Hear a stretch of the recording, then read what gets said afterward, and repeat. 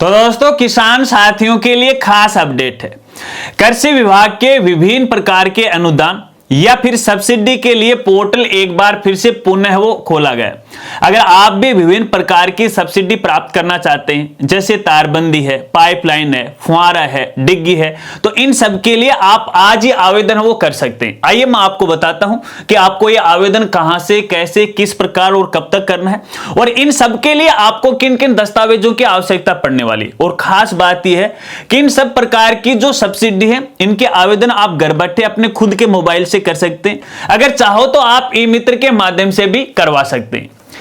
नमस्कार साथियों, मैं हूं आपका अपना साथी राजगुरु जी। तो साथियों, जैसा कि आप सभी को पता है कि अपने राजस्थान में कृषि विभाग के द्वारा किसानों को कई प्रकार की सब्सिडी दी जाती है, जिनमें यहाँ पे फॉर्म पॉन्ड है, डिग्गी है, तारबंदी है, पाइपलाइन है, फुहारा है, जैविक उर्वरक है, आदि आदि। तो इन सब प्रकार की सब्सिडी के लिए सेशन 2025-26 हेतु पोर्टल एक बार फिर से वो खोला गया। आपको बताना चाहूंगा, देखिए बीच में पोर्टल है वो बंद कर दिया गया। एक खास बात और आपको बताना चाहूंगा, देखिए ये सब प्रकार की जो सब्सिडी होती है ना, वो पहले आओ पहले पाओ के आधार पर होती है।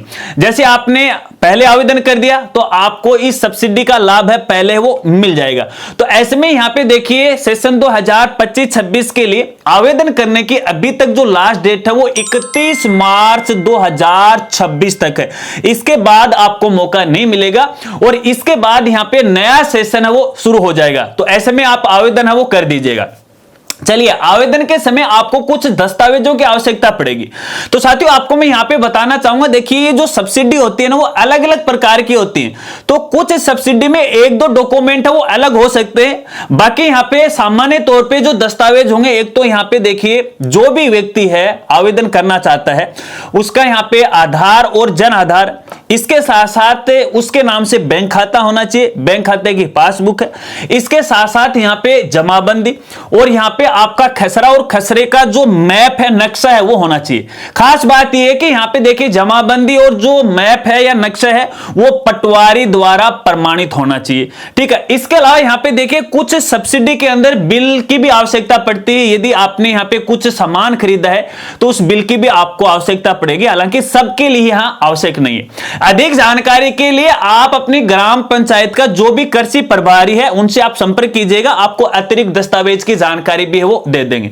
ये सभी जो दस्तावेज हैं, इन दस्तावेज के आपको खुद का हस्ताक्षर वो करना है।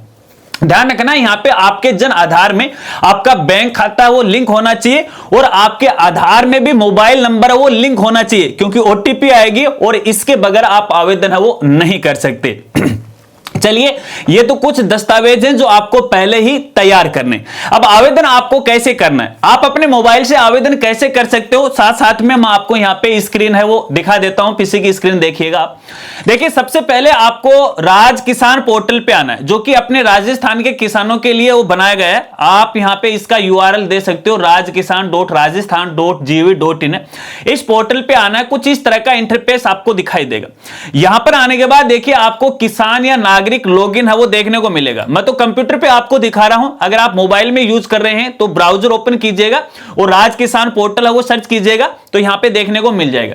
जैसे आप नागरिक या किसान वाले ऑप्शन पे क्लिक करोगे तो क्लिक करने के बाद यहां पे देखिए सबसे पहले आपका जन आधार नंबर है वो डालना है। आपके परिवार का जो जन आधार नंबर है वो आपको यहां पे डालना है। जैसे मैंने यहां पे ये नंबर डाल दिया, उसके बाद आपको सबमिट पे क्लिक करना है। अब आपके जन आधार के अंदर जितने भी मेंबर होंगे ना, उनकी लिस्ट है कुछ इस तरह से आपको दिखाई देगी। अब जिस व्यक्ति के नाम से यहां पे आप आवेदन करने जा रहे हो, खास जानकारी आपको बताना चाहूंगा, आवेदन केवल वही व्यक्ति कर सकता है जिस व्यक्ति के नाम से जमीन हो, यानी जमाबंदी हो। उसी व्यक्ति को आपको यहां पे अपने जन आधार में वो सिलेक्ट है वो करना। तो मैंने इसको सिलेक्ट कर लिया। ओटीपी भेजे वाले ऑप्शन पे आपको यहां पे क्लिक करना है। क्लिक करने बाद यहां पे बॉक्स में टिक लगाना है और यहां पे देखिए ये जो कैप्चा दी गई है इस बॉक्स में डाल देनी है। तो चलिए मैं जल्दी से यहां पे ये कैप्चा है वो कुछ इस तरह से डाल देता हूं। कैप्चा डालने के बाद ओटीपी भेजे वाले ऑप्शन पे आपको यहां पे क्लिक करना है। तो आपके रजिस्टर्ड मोबाइल नंबर पे एक ओटीपी आ जाएगी, वो ओटीपी आपको यहां पे वो डालना है। चलिए अपन ओटीपी है वो देख लेते हैं एक बार अपने मोबाइल में आई कि नहीं है। हाँ, यहां पे आ गई। ठीक है, ये ओटीपी आई है और अपन यहां पे ओटीपी दर्ज कर देते हैं। आपको भी दर्ज करना है तो मैं यहां पे ये ओटीपी दर्ज कर दी। प्रमाणीकरण वाले ऑप्शन पे आपको यहां पे क्लिक करना है। जैसे आप इस पे क्लिक करोगे तो आप राज किसान पोर्टल के अंदर वो लॉगिन हो जाओगे। अब दोस्तों यदि आप पहली बार आवेदन करने जा रहे हो, यानी अब तक आपने किसी प्रकार की सब्सिडी के लिए आवेदन नहीं किया, तो सबसे पहले आपको यहां पे देखिए अपनी प्रोफाइल है वो बनाना पड़ेगा। यहां पे ऑप्शन मिलेगा, या तो आप इस पे क्लिक कर सकते हो या फिर डायरेक्टली प्रोफाइल ओपन हो जाएगी, जो कि आपके जन आधार कार्ड से है वो लिंक होगी। ऐसे में यहां पे देखिए एक बार आपके जन आधार और आधार का जो डेटा वो अपडेट जरूर कीजिएगा। यहां पे दोनों को अपडेट करने के लिए यहां क्लिक करे का ऑप्शन आ रखा है, इसे क्लिक कर लीजिएगा तो इस प्रोफाइल में आपके जन आधार का डेटा आ जाएगा। देखिए मेरे केस की बात करें तो यहां पे देखिए प्रोफाइल पहले ही बनाई जा चुकी है और इसके लिए जो कई सब्सिडी है उनका आवेदन भी किया जा चुका है। जब आपकी प्रोफाइल बन जाएगी तो प्रोफाइल बनने के बाद यहां पे देखिए आवेदन के लिए क्लिक करे वाला ऑप्शन आपको दिखाई देने लग जाएगा। हालांकि इससे पहले आपको नहीं दिखाई देगा। जब आपकी प्रोफाइल बन जाती है तो आवेदन के लिए क्लिक करें, इस वाले ऑप्शन पे आपको यहां पे क्लिक करना है। जैसे आप इस पे क्लिक करोगे तो यहां पे देखिए सबसे पहला ऑप्शन है कृषि सब्सिडी सेवाएं। ये कृषि विभाग के लिए है, फिर यहां पे बीज के लिए है, फिर बागवानी के लिए। तो हमारी तो कृषि के लिए, तो आपको इस वाले ऑप्शन पे क्लिक करना है। जैसे आप इस पे क्लिक करोगे तो यहां पे देखिए विभिन्न प्रकार की सब्सिडियों के नाम आपको देखने को मिलेंगे। जैसे यहां पे देखिए फोम पौंड आ रखा है, यहां पे तारबंदी आ रखा है, डिग्गी के लिए है, कृषि यंत्र के लिए। हालांकि फिलहाल कृषि यंत्र की सब्सिडी है वो बंद कर दी गई है। उसके बाद देखिए यहां पे पाइपलाइन भी आ रखी है, बालिकाओं के लिए भी आ रखी है, जैविक खाद के लिए भी है, अलग अलग प्रकार की सब्सिडी है। अब आप जिस सब्सिडी के लिए आवेदन करना चाहते हो उसी पे आपको क्लिक करना है। जैसे अपन डिग्गी के लिए आवेदन करते हैं, फॉर डेमो के लिए आपको मैं बता रहा हूं। हालांकि सब में जो प्रोसेस है वो एक जैसी है, लगभग एक जैसे दस्तावेज अपलोड होते हैं, ठीक है। तो यहां पे कुछ इंस्ट्रक्शन दिखाई देंगे, लास्ट में आपको ये बॉक्स मिलेगा, टिक लगा देना, नेक्स्ट पे आपको क्लिक करना है। जैसे आप नेक्स्ट पे क्लिक करोगे तो यहां पे देखिए आपकी जो प्रोफाइल है वो ओपन हो जाएगी और एड्रेस पता है आपको यहां पे देखने को वो मिल जाएगा। अब यहां पे देखिए ये जो एड्रेस है अगर आपका सेम है तो यहां पे नीचे आपको बॉक्स मिल जाएगा, इस पर आपको यहां पे टिक लगा देना, यस। तो ऊपर वाला जो एड्रेस है वो सेम नीचे आ जाएगा। अगर एड्रेस में किसी प्रकार की कोई भिन्नता है तो आप यहां पे है वो चेंज कर लीजिएगा। उसके बाद यहां पे देखिएगा आपको ऑप्शन है वो देखने को मिल जाएगा, फार्म की जो कैटेगरी वो किस प्रकार की है। यहां पे अगर छोटा है, बड़ा है या दूसरा है तो आप अदर को सिलेक्ट है वो कर लीजिएगा। अगर आप लघु किसान हो तो स्मॉल को आप सिलेक्ट कर लीजिएगा, सीमांत किसान हो तो इसको आप सिलेक्ट कर लीजिएगा, ठीक है। चलिए इसके बाद यहां पे देखिए टाइप ऑफ पर्पज यहां पे डिग्गी के लिए पूछा गया है। जैसे आपकी सब्सिडी होगी वैसा नाम आपको यहां पे वो दिखाई देगा। जैसे हमने जो सब्सिडी उसको सिलेक्ट किया कि एक तो आप पक्की यहां पे डिग्गी बनाना चाहते हो या फिर प्लास्टिक वाली डिग्गी बनाना चाहते हो, आवश्यकता अनुसार सिलेक्ट है वो कर लीजिएगा, ठीक है। तो आप ये सिलेक्ट कर लीजिएगा।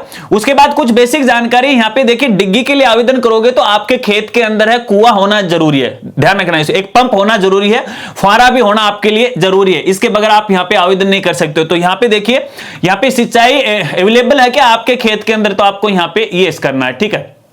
मैंने आपको यहां पे बता दिया किस माध्यम से आपकी यहां पे सिंचाई हो रही है। तो आप यहां पे देखिएगा वर्किंग, यहां पे pump set available farm in working condition, तो आपको यहां पे यस करना है, ठीक है। चलिए इसके बाद कुछ डॉक्यूमेंट आपको अपलोड करने, ठीक है। तो यहां पे देखिएगा एक तो आपकी जो जमाबंदी है वो कैसी है, तो यहां पे देखिए एक तो आपकी जमाबंदी आपको अपलोड करना है। इसके बाद यहां पे देखिए आपका जो नक्शा है, खसरा है, जो कि पटवारी द्वारा वेरीफाइड हो, प्रमाणित हो, वो आपको अपलोड करना है। इसके अलावा और अतिरिक्त दस्तावेज भी आपको अपलोड करने, जैसे आपका आधार और जन आधार है तो ऐड मोर का ऑप्शन आएगा। तो यहां पे देखिए जितना चाहो उतने आप यहां पे डॉक्यूमेंट है एक एक करके वो ऐड है वो कर सकते हो, ठीक है। इसके अलावा यहां पे अगर आपकी स्वयं की जमीन नहीं है और यहां पे संयुक्त जमीन है तो ऐसे में आपको इस वाले ऑप्शन पे टिक लगाना है। तो उससे संबंधित जो दस्तावेज हैं आपको यहां पे अपलोड करना है, ठीक है। सारे दस्तावेज अपलोड करने के बाद यहां पे सब पे टिक लगा देना है और लास्ट में आपको देखिए सबमिट का ऑप्शन मिलेगा, इस पर आपको यहां पे क्लिक करना है। तो आपका ये आवेदन है वो सबमिट हो जाएगा।